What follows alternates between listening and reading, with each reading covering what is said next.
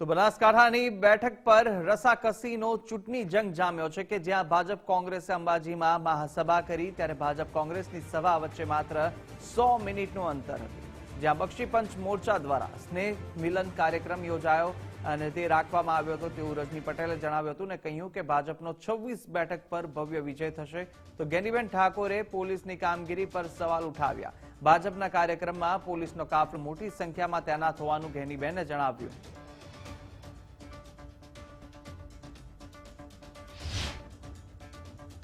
અમારા બક્ષીપંચ મોરચાના આગેવાન ભાઈ પીએન માળી દ્વારા એક સુંદર આયોજન કરવામાં આવ્યું હતું। અહીંયા પાર્કિંગ જે જગ્યાએ કરવામાં આવે છે ત્યાંથી મંદિર સુધી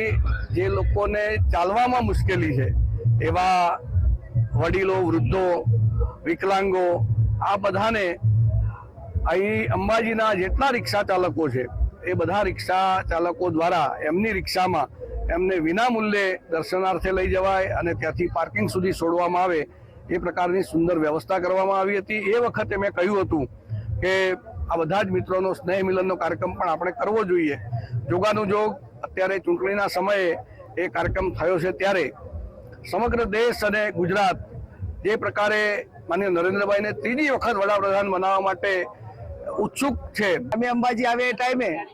પોલીસનો કાફલો ભારતીય જનતા પાર્ટીની પક્ષની મિટિંગમાં જેમ કોઈ પીએમ આવતા હોય કે સીએમ આવતા હોય મોટું પ્રોટેક્શન આપવું પડે એ રીતે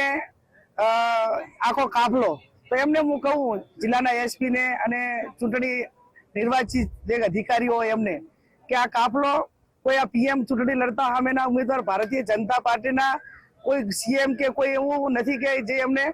આવડું મોટું પ્રોટેક્શન આપવું પડે। બીજું એમને કોઈ પ્રોટેક્શન માગેલું હોય એમના જીવ ઉપર કોઈ ખતરો હોય એમને બીજી કોઈ હેરાનગતિ હોય તો પણ એમને લોકો પાસે મૂકવું પડે જેથી કરીને અમને એમ લાગે કે એમને આ બાબતનો ભય છે એટલે એમને પ્રોટેક્શન આપવું જરૂરી છે। પ્રોટેક્શન તો જે નિર્દલીય ઉમેદવારો ચૂંટણી લડે એને આપવાની જરૂર છે।